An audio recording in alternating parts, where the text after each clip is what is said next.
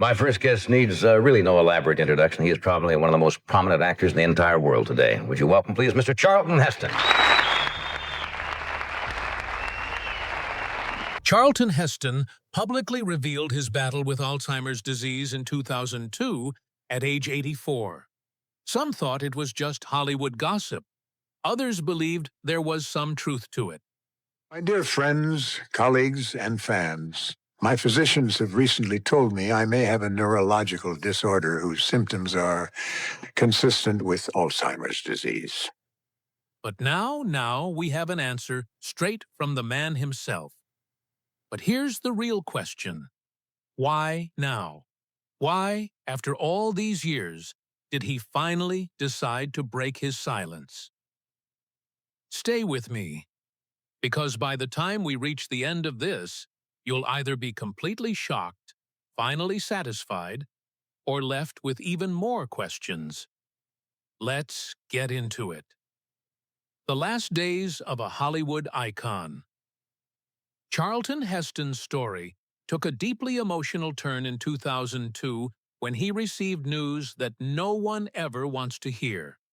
Imagine living a life full of epic battles on screen, standing tall as a Hollywood legend, only to be told that your own memories, the very essence of who you are, might start slipping away. That's exactly what happened when doctors informed him that he had symptoms consistent with Alzheimer's disease. Now, most people would have probably retreated into their private world, trying to process such a heavy reality, but not Heston. No, he chose to face it head-on, with the same courage and grace that defined his legendary career. And what did he do next? He stood in front of the world, looked straight into the camera, and shared the truth with everyone.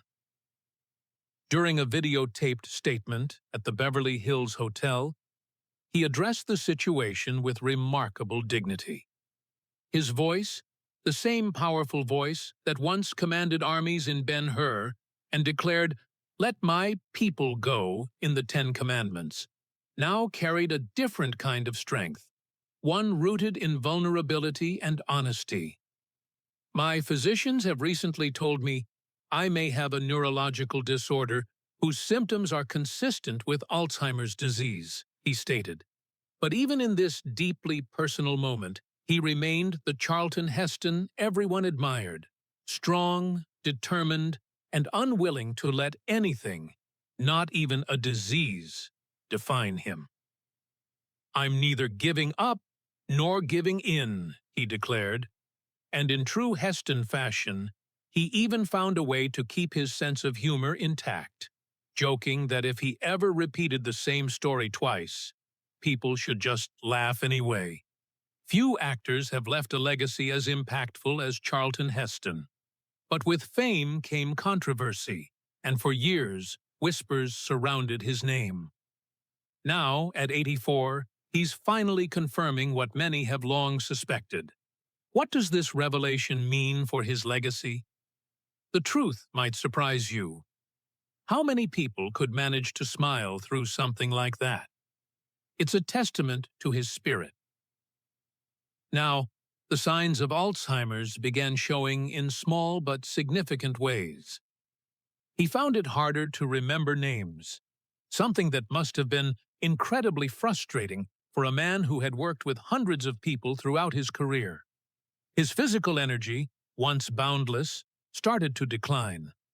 Even his ability to communicate, which had been such a vital part of his life, became a challenge at times. And yet, through all of this, he remained determined to live life as fully as possible. He stuck to his routines, worked whenever he could, and surrounded himself with the people and things he loved most. Because, at the end of the day, isn't that what really matters? For Heston, home was everything, and his final years were spent in the place that meant the most to him, his beloved Beverly Hills estate. This wasn't just any house, it was the house that Ben-Hur built, literally. He had started construction on the property back in 1959, right in the middle of filming the iconic movie. And let's be honest, If there was ever a house that perfectly reflected the man who lived in it, it was this one. Sitting on a stunning 3.5 acres above Coldwater Canyon, the estate was more than just a home. It was a sanctuary. Every inch of the property was infused with Heston's passion for life. His 2-story library, located right next to his master suite, was a book lover's dream. Then there was the private screening room, tucked away in a separate building, where he could sit back and relive his greatest performances. Outside, a tennis court with an observation deck and a swimming pool added to the estate's grandeur. But beyond all of these luxurious features, what made the house truly special was the life that was lived there. The love, the laughter, the memories created over decades. This was the place where he and his wife, Lydia, built their life together, and when his health began to decline, this was the place where she stayed right by his side, just as she had for nearly 50 years. Even as the disease progressed, Heston never lost sight of the bigger picture. He had always been a man who believed in destiny, in the natural order of things, and in accepting life for what it was. He spoke about his diagnosis with the kind of wisdom that only comes from someone who has truly lived. Sooner or later, the man with the scythe comes along and says, "It's time," he reflected. And if you think about it, isn't that the most Heston way to look at it? Even in the face of something as heartbreaking as Alzheimer's, he still framed it as part of life's grand narrative. He had fought his battles, played his roles, and left a legacy that would never be forgotten.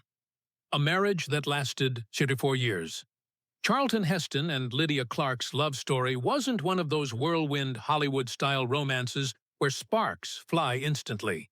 In fact, when Lydia first met Charlton in their drama class at Northwestern University, she didn't even like him. She thought he was arrogant, overly confident, maybe even a little too sure of himself. But isn't it funny how life works? Because despite that rocky first impression, something kept pulling them together. Something deeper than just attraction. It was their shared love for theater, for storytelling, for the kind of art that makes people feel something real.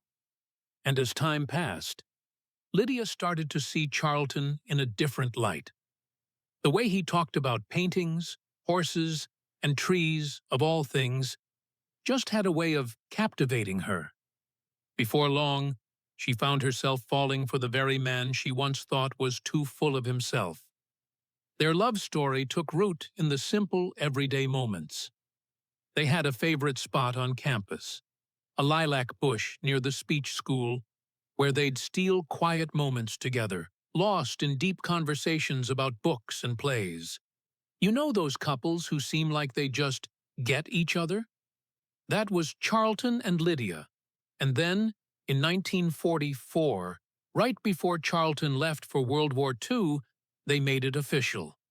They got married at Grace Methodist Church in Greensboro, North Carolina, sealing their commitment with a love that would withstand more than 6 decades of life's ups and downs. And when I say ups and downs, I mean it.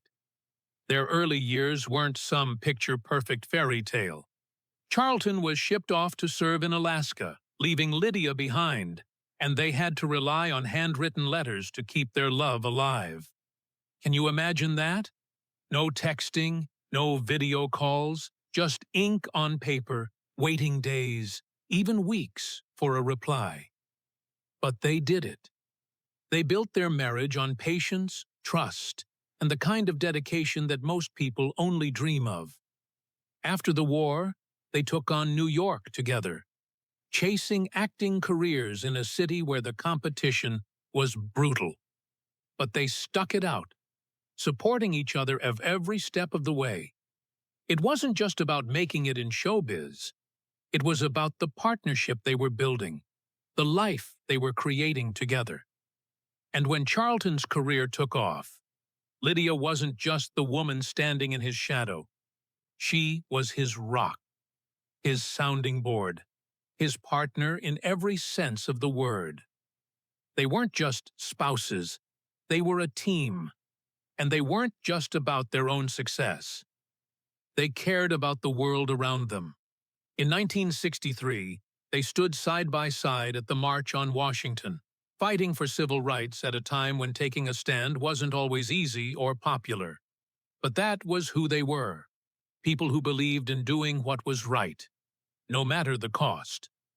Of course, their greatest achievement wasn't found on a stage or in front of a camera.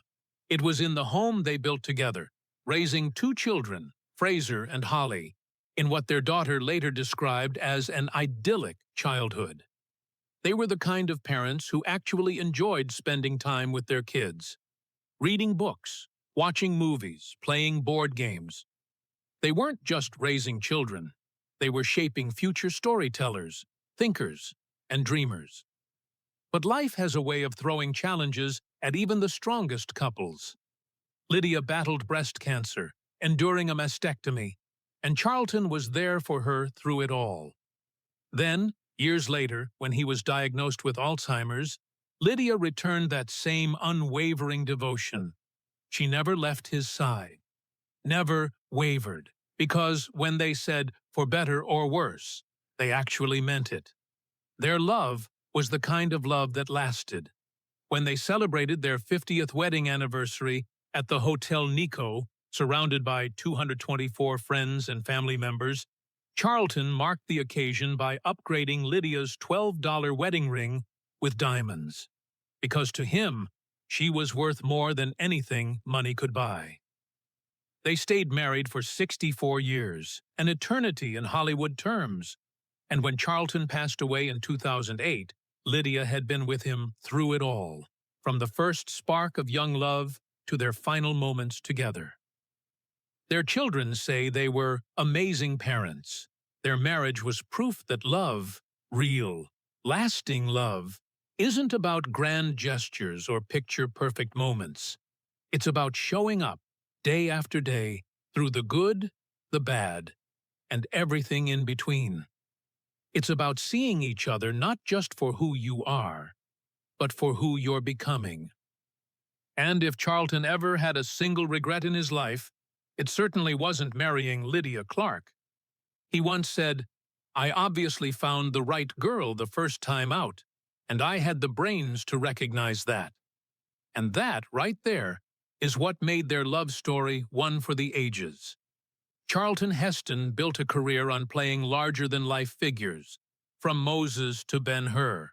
But his real story has always been shrouded in mystery. At 84, he's finally setting the record straight, confirming what many have suspected and revealing the truth behind decades of speculation. And trust us, this revelation will leave you speechless.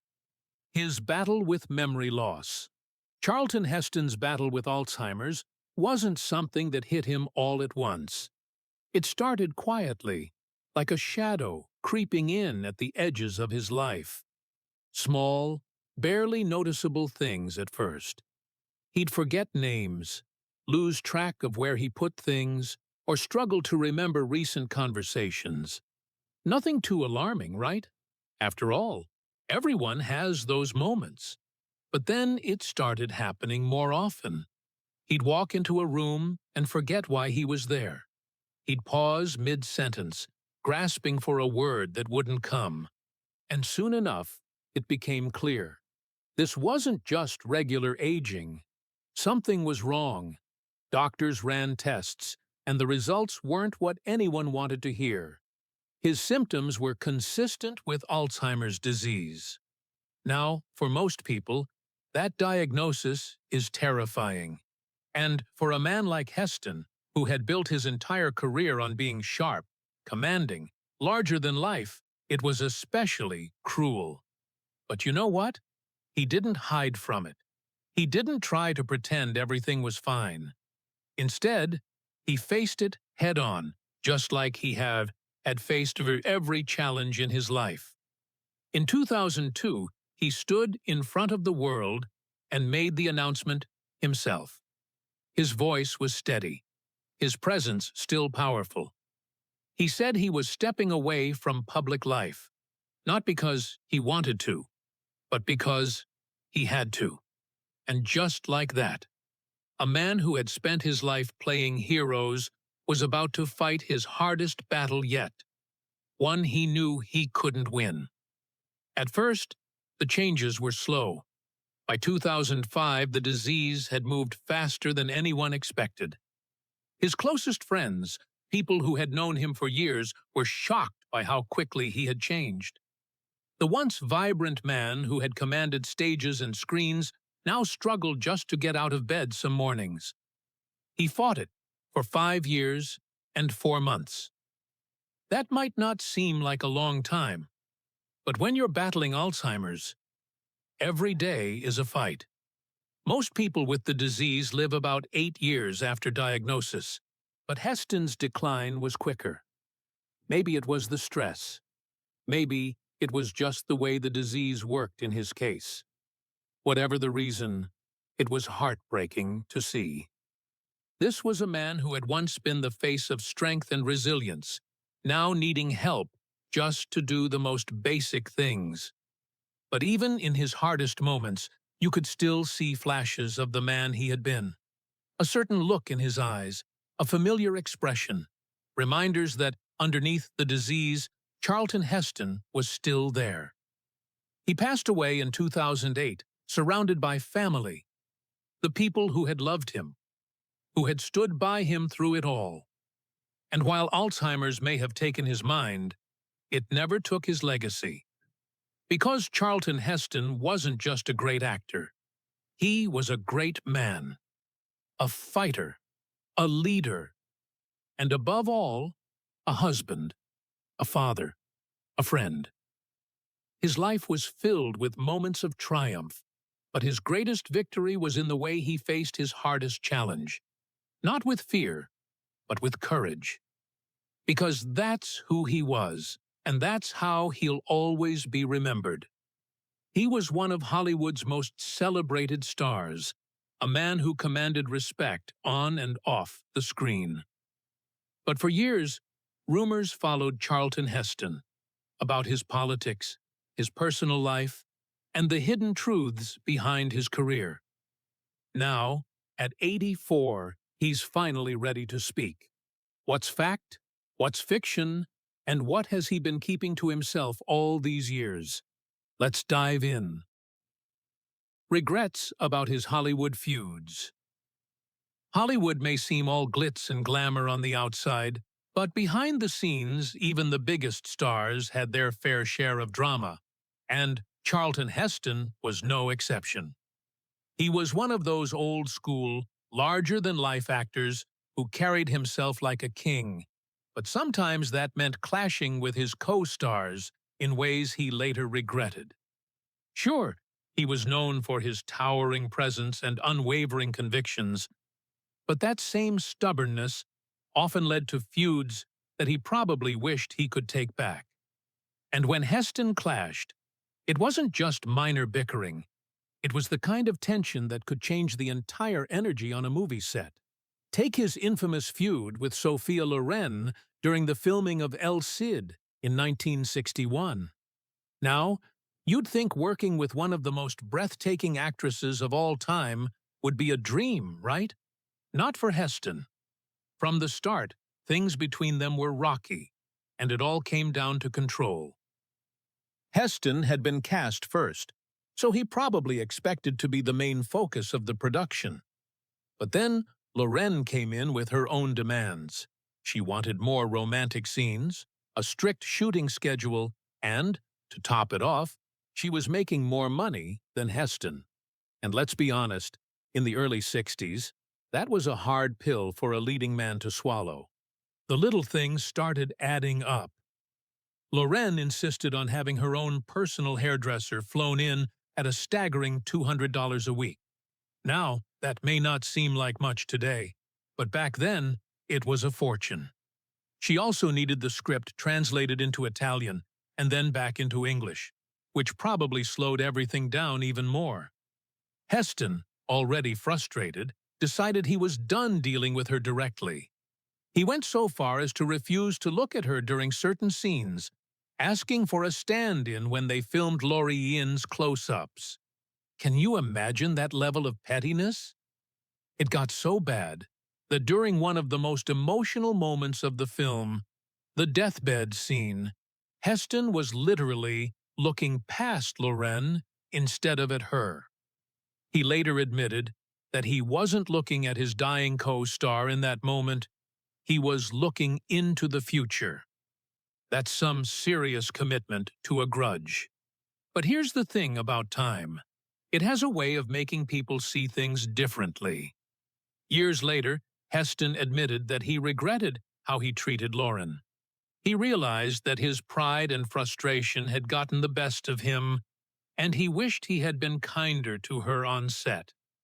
It was one of those moments in life where you realize that, yeah, you may have been technically right about something, but the way you handled it, not your finest hour. And honestly, it takes a big person to admit that, especially someone like Heston, who was never one to back down from his opinions. Now, if you think that was the only major falling out he had in Hollywood, think again. His feud with Paul Newman was just as intense, but for a completely different reason: politics. And let's be real, politics ruining friendships? That's not exactly unheard of, even today. But for Heston and Newman, their divide went deep. In the early 1980s, things between them got heated over their opposing views on President Ronald Reagan and nuclear policies. Heston was an outspoken conservative and a huge supporter of Reagan, while Newman, well, he was the exact opposite. The tension between them reached its peak during a televised debate on ABC's The Last Word, where Newman, in a moment of pure defiance, refused to shake Heston's hand. Think about that. These two had shared movie sets, had history together, and yet, at that moment, their ideological differences outweighed their personal connection. But here's what makes the story even more interesting. Despite all that tension, despite their public disagreements, Newman still defended Heston when it truly mattered. When members of the Screen Actors Guild started criticizing Heston, Newman didn't just sit back and let it happen. He stepped up and said, "You can impugn his politics, but never the man." And honestly, that says a lot. It's one thing to disagree with someone, but it's another to still respect them as a person, even when you're on completely opposite sides of the fence. That moment stuck with Heston. He never got the chance to mend things with Newman before he passed away, and that regret stayed with him. It was a harsh reminder of how easy it is to let politics or personal pride get in the way of real friendships. And as much as Heston was known for being a man of strong beliefs, he also learned, sometimes too late, that holding on to grudges or letting differences create walls wasn't worth it in the end. These feuds, as dramatic as they were, taught Heston something important. Being right doesn't always mean winning. Whether it was his cold treatment of Sophia Loren or his falling out with Paul Newman, he eventually realized that some battles just weren't worth fighting. And isn't that something we all learn, one way or another? That at the end of the day, being kind, being understanding, and valuing people over pride matters so much more than who got the last word. Heston may have been larger than life, but he wasn't immune to the very human experience of looking back and wishing he had done things differently. With this, we have come to the end of this video. Thanks for watching. If you enjoyed this video, do well to like, comment, and subscribe for more content. To enjoy more thrilling stories, click now on the following video that pops up on your screen.